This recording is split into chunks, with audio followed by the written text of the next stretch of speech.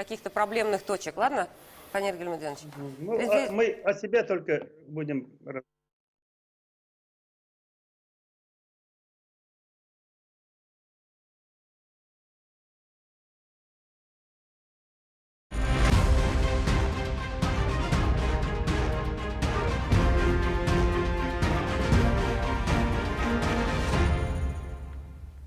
Здравствуйте, это ток-шоу «Точка опоры» на телеканалах ТНВ Татарстан и ТНВ Планета. Продолжается всероссийская перепись населения, и огромному количеству людей, особенно из смешанных браков, из межнациональных семей, нужно дать ответы на, казалось бы, в общем-то простые, но на самом деле очень сложные вопросы. Но вот как это действительно сделать, когда, например, папа татарин, мама чувашка или мама русская, папа чувашин. И вот сегодня в эфире на телеканалах ТНВ Татарстан, ТНВ Планета попытаемся на эти вопросы ответить. У нас сегодня гости из межнациональных семей, которые сегодня имеют эту практику, как они сохраняют идентичность. Существует ли двойная идентичность? Можно ли ее иметь? Сегодня об этом мы разговариваем вместе с моим коллегой Зуфаром Давлетшиным. Добрый и представляем вечер. гостей. Да. Да. И еще раз подчеркну, что мы сегодня говорим именно о культуре, о языке, о традициях, не о религии. Да? И сегодня нам в этом вопросе помогут разобраться наши эксперты. Представляю наших гостей. Это Гульнара Ильдусовна Сергеева, заслуженный юрист Российской Федерации, партнер коллегии адвокатов «Сергис». А также Чулпан Ильдусовна Ильдарханова, партнер, директор Центра семьи и демографии Академии наук Республики Татарстан, доктор социологических наук. Добрый вечер. Добрый вечер.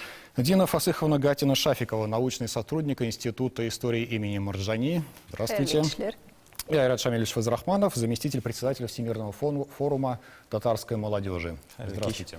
Кандидат исторических наук еще давайте добавим. Да, и с нами на интернет-связи сегодня Ремзель Салихович Валиев, журналист, общественный деятель, главный редактор интернет-студии Всемирного конгресса татар Харикиш. Ремзель Абы, рады вас видеть. Здравствуйте.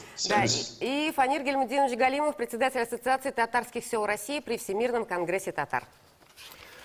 Звоните нам в прямой эфир. Телефон нашей студии 554-5610, код Казани 843. И кроме того, что мы идем в прямом эфире на двух каналах ТНВ Татарстан, ТНВ Планета, нас также можно видеть в группе ТНВ в социальной сети ВКонтакте и на Ютубе.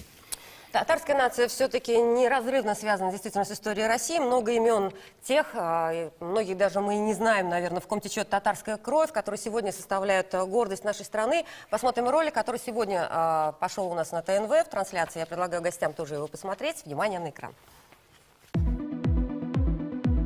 Фамилии, которые знакомы каждому жителю России с детства. Годунов, Шереметьев, Суворов, Кутузов, Нахимов, Юсупов. Но как без них представить историю России? Тютчев, Булгаков, Карамзин, Набоков, Аксаков, Рахманинов. Что без них русская культура? Так что дело такое. Без татар никакой бы России, как ее мы знаем, и весь мир тоже, не было бы точно. Помни корни свои. Прими участие во всероссийской переписи. Хороший, да? Хороший слоган, хороший ролик.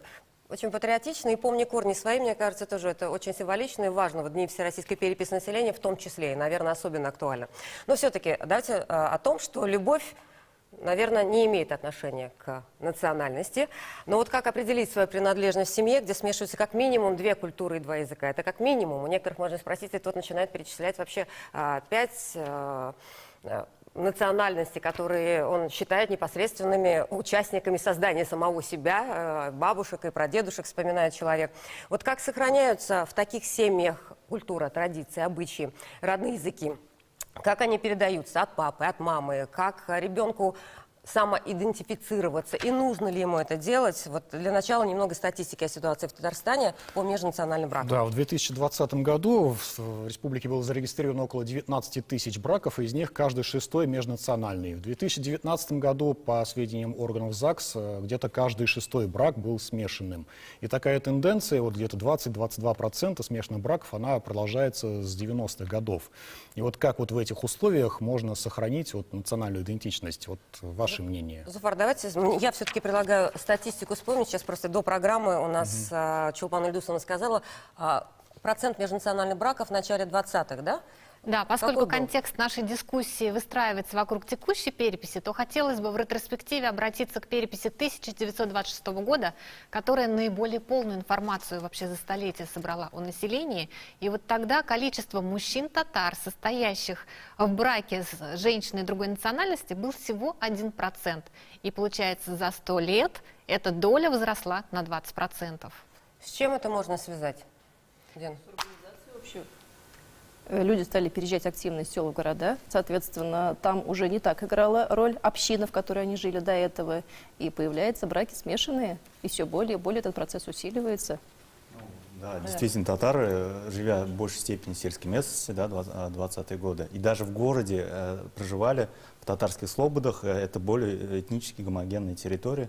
Сейчас, конечно же, татары проживают в большей степени в городах, более 66% проживали в городах. Это тоже влияет.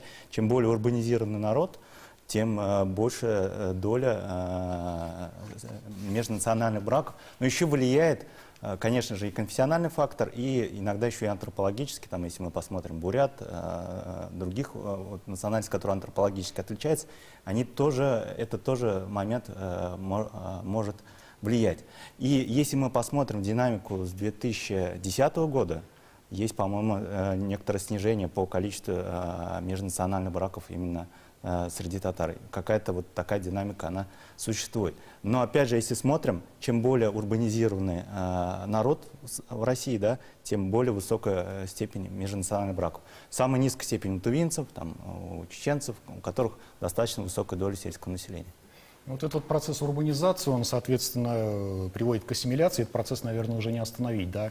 И вот семьи, которые живут за пределами Татарстана, там вот этот вот процесс, он даже, наверное, как-то наиболее острее, да, активнее, что ли. И вот если посмотреть, да, таблицу вот этих вот однородных и смешанных браков, супружеских пар по национальной принадлежности мужа, именно вот по итогам, как вы сказали, переписи населения 2010 года, можно увидеть, что татарские мужчины в числе лидеров в России по созданию именно вот смешанных таких семей. Это более 30%.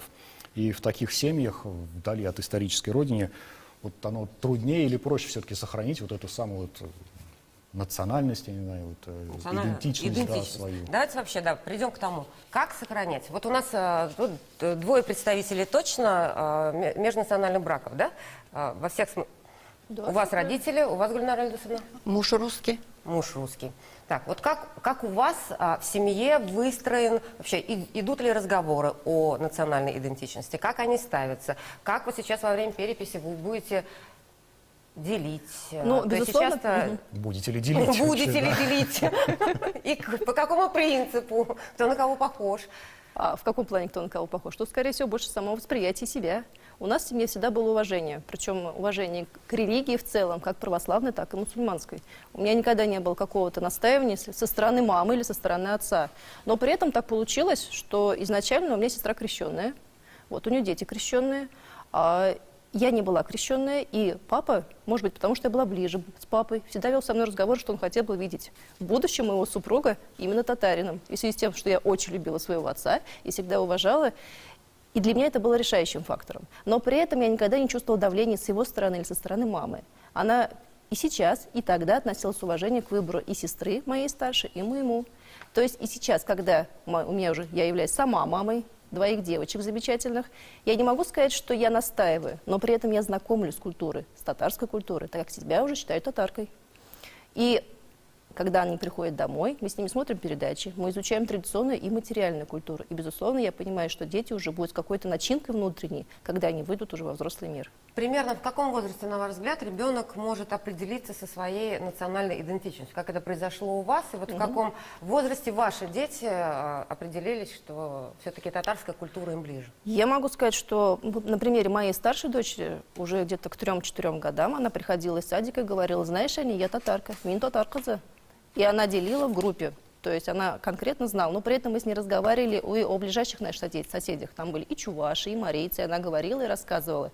А дома я уже знакомила ее с костюмами, и она видела эту разницу. И она не видела в этом ничего плохого, для нее это было просто интересно. Гульнара Ильдусовна, как у вас? Вот сейчас не по переписи, а вот именно по вашей семье. Личное мнение, да? О личном, да. Ну, во-первых, в наши годы, когда вот мы зарегистрировали свой брак, было очень много пропаганды Мы единый народ, советская общность, и это считалось нормальным явлением, и было достаточно много межнациональных браков в нашей студенческой среде. Но и самое главное, вот я сейчас, когда послушала тоже, в нашей семье, во-первых, она была неверующая, никогда не было разговоров о религии. И когда я вышла замуж за русского, у меня муж, получается, единственный русский был в нашей семье, всегда было принято в его присутствии все-таки считаться и говорить по-русски, кто мог членом семьи, но при этом он никогда не воспрепятствовал тому, чтобы мы разговаривали по-татарски. То есть мы свободно с мамой могли общаться в любое время, когда мы пожелаем. Это говорит о том, что уважение было с обеих сторон к национальности каждого. И поэтому, говоря уже о нашем сыне, конечно, разговоров мы таких не вели, чтобы в какую-то сторону склонять. Уважение было как к традициям русским, так и к татарским, и мы считали, что он сам должен выбирать, это право его выбора в данном случае. Какой-то был момент, когда он был еще несовершеннолетним, он склонялся вроде больше к татарским традициям, даже, я помню, полумесяц носил, как-то тогда модно было. Но постепенно, наверное, вот эта глобализация повлияла, и он уже более спокойно стал относиться к этому вопросу. Честно говоря, для меня тоже сейчас интересно, вот перепись, он уже взрослый человек, у него у самого 3 детей. Вот кем он запишется, я, конечно, хотела бы тоже узнать, но всегда у него вроде была больше склонность к татарским традициям, и супруга его татарка. Айрат, вот не похоже иногда на конкуренцию мамы и папы, кого больше любит ребенок и так далее. По этому принципу где-то делят, либо наоборот папа и мама доказывают, что меня ребенок любит больше, раз он выбрал. Может такое происходит в такой семье? Да, это может происходить. Но я просто к вопросу, насколько вообще это сложная проблема межнациональных браков. Вообще, это проблема? Я сейчас вот слушаю, это не проблема. Да. На самом деле это не проблема, проблема. насколько сложный вопрос. Хорошо, насколько это сложный вопрос. Где-то в каких-то семьях он действительно, разобрались с этим вопросом. В некоторых семьях это действительно вызывает какое-то противоречие, да. Но вопрос наисложнейший, и не только татары, и не только русские, а многие, вообще все народы в мире сталкиваются с этой проблемой. И какого-то конкретного рецепта здесь найти, наверное, невозможно.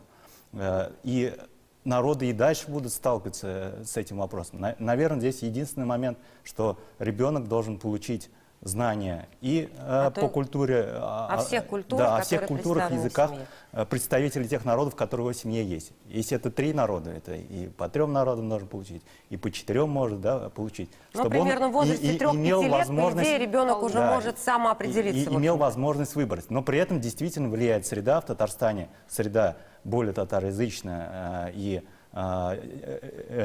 дети видят и слышат татарский язык, татарскую культуру, мечети видят, да, это тоже влияет. За пределами Татарстана, конечно же, среды этой может быть очень мало, если это не село, да, и, соответственно, клонится уже человек в сторону. Но с другой стороны, мы вот видим, когда, вот, опять же, повторяемся, да, мы ездим в командировки и видим эти вот национально-культурные общества, да, они как-то там вот подружнее даже, может быть, чем у нас в Татарстане, да, и пытаются вот сохранить, изучать язык, вот и детей своих Но это приучать. именно активисты. А если мы говорим о массе, да, о народной массе, да, то здесь ситуация может быть по-другому. другая. Я предлагаю все-таки смешанные браки, межнациональные браки. У нас конек Ремизеля Салиховича. Ремизель Салихович, да, ваша тема. Вот все-таки бывает, есть ли такое понятие двойная идентичность? Может ли ребенок, у которого папа русский, мама татарка, быть и русским, и татарином одновременно? Вообще правильно ли это иметь двойную идентичность? Как вы считаете? Хотя тут прозвучало и часто звучит действительно, что проблем нет, что смешанные браки – это не проблема. На самом деле проблема, конечно, есть, ибо какой-то язык, какая-то нация начинает как бы доминировать, особенно язык народа, который количеством или там масштабом побольше. Поэтому тут главный критерий в семье, как и в обществе, должно быть равенство. Если равенство языковое, культурное, если папа и мама равные по статусу, это значит нормальная смешанная семья. И в такой семье нет проблем потихонечку осваивать оба языка, обе культуры. Поэтому я считаю, что дети смешанных браков, конечно, они могут дать предпочтение папиному языку и народу, маминому, записаться и половину на половину, все может быть.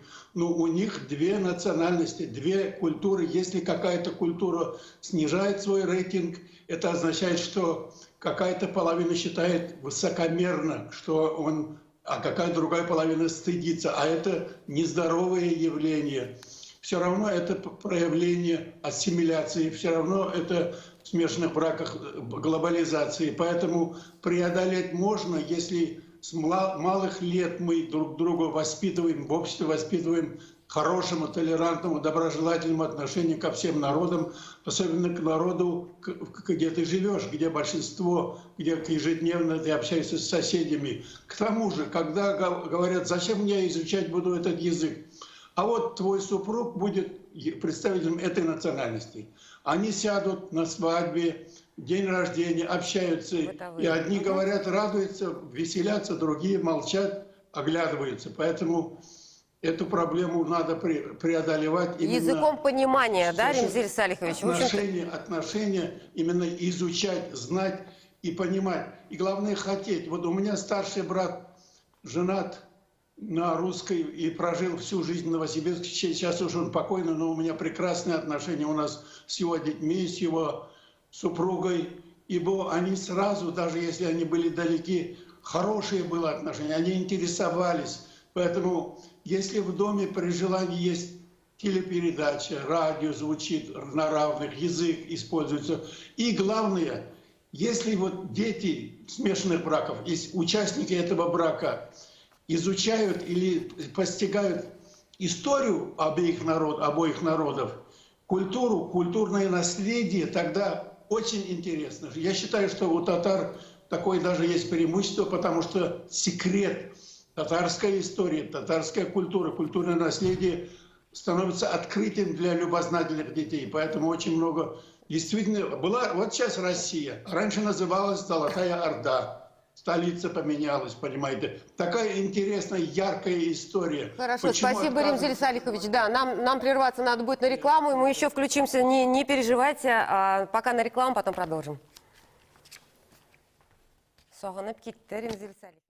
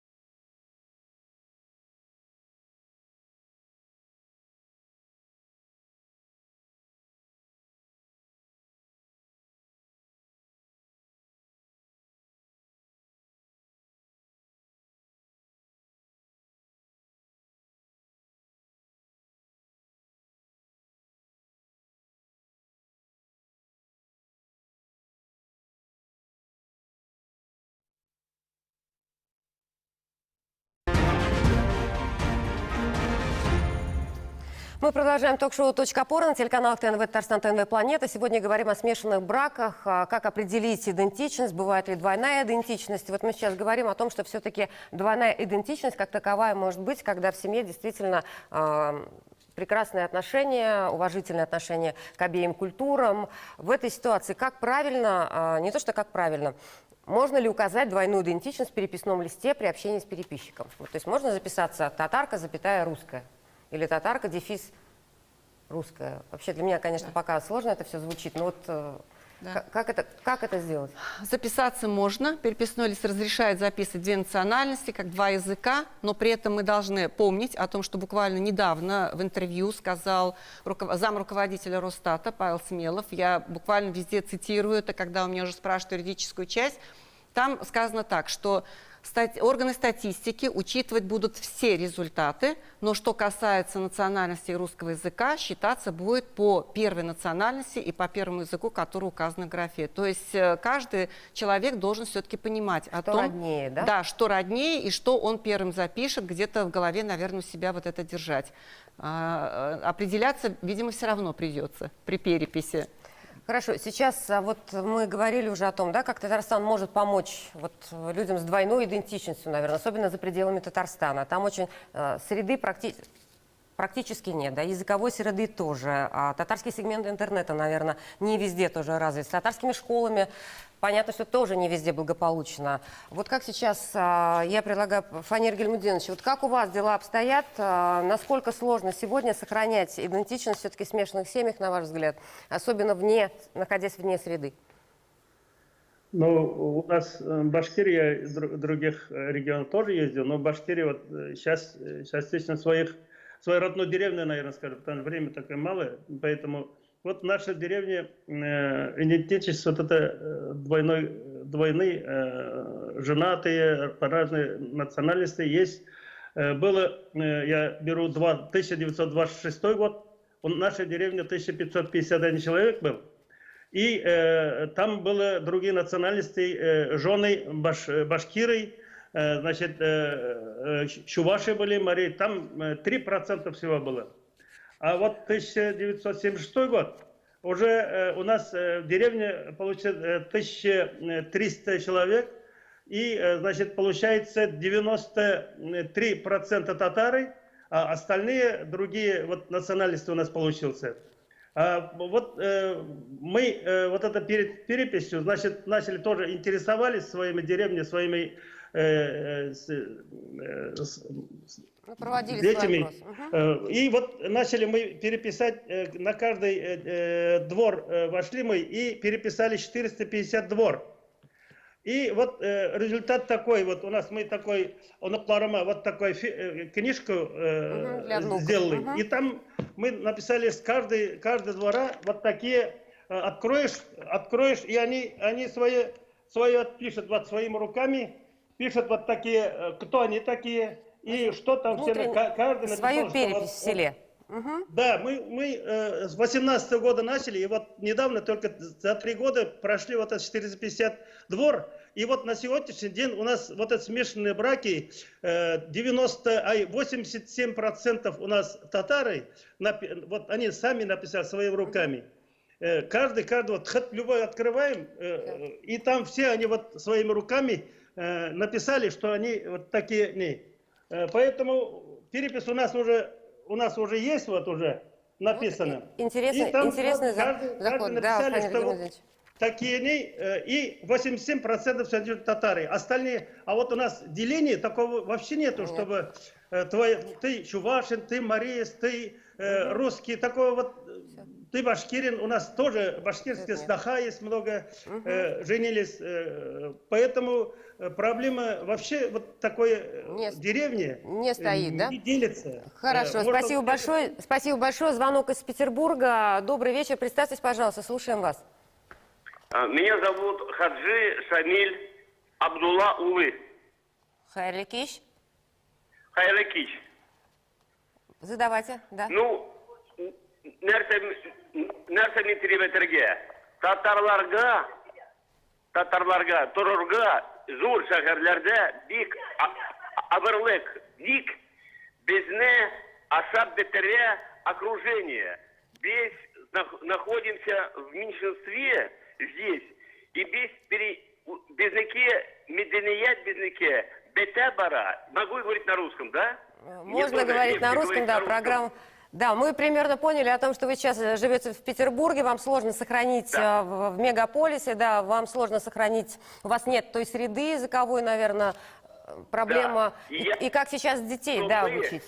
Мы, татары, очень слабо информированы о всех наших подвигах татарского народа, о том, что мы великий народ, что мы государство, образующий народ, что времена Золотой Орды это же благо для всей России. Но это замалчивается, и, к сожалению, и у нас нет такой правдивой истории. Одно дело говорить по телевизору, это я понимаю. Все понятно, благодарю. У нас просто эфирное время поджимает, да. Пример просто хочу привести. Будучи депутатом Госдумы, я ездила, как раз встречалась с татарами в разных странах. Литва. Очень серьезные наши соотечественники объединяют сообщество. У них там, они культуру развивают, они там говорят, может быть, меньше говорят на татарском языке, потому что есть проблемы учебников и как раз кадров учителей, но при этом блюда пекут такие же, как у нас.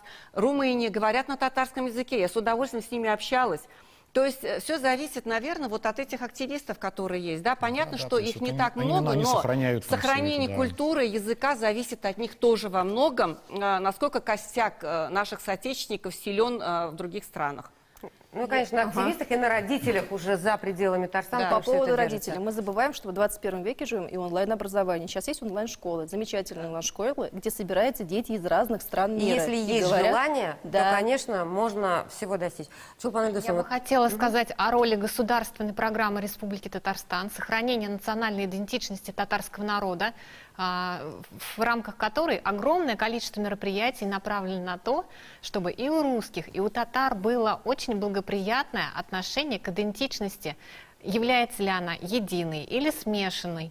Ведь смешанные браки – это социодемографический гибрид, и во что он выльется в будущем, зависит от того, каково отношение к межнациональным бракам. Я завершу тем, что в Республике Татарстан положительное отношение к межнациональным бракам находит отклик у 67% татарстанцев, в большей мере молодежь, 88%, и в 2 раза меньше люди пожилого возраста поддерживают такие браки.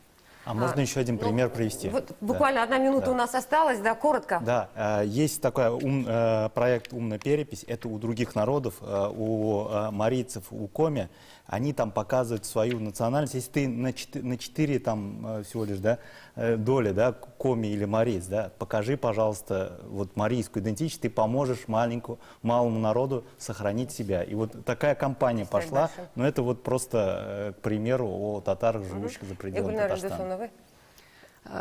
По поводу сохранения, все-таки вот мне кажется, что самое главное, это чтобы было уважение в межнациональных браках, я имею в виду, да, уважение к традициям, и чтобы ни одна из сторон не препятствовала в изучении языка, сохранении каких-то традиций, песен, культуры, и тогда будет все хорошо. В общем, язык уважения, язык понимания. Кстати, с 24 октября на телеканале ТНВ стартует сериал «Берберхаль». Там как раз замечательная история о том, что татарский мужчина и русская женщина в браке. Как раз межнациональный брак. Да, межнациональный брак. И вот как они приходят, какой путь проходят, чтобы прийти к уважению и пониманию. Поэтому можно будет посмотреть и потом еще поговорить и обсудить это тоже. На этом мы прощаемся. Завтра встречаемся и говорим уже о маркерах национальной идентичности. Всего доброго, до свидания. До свидания.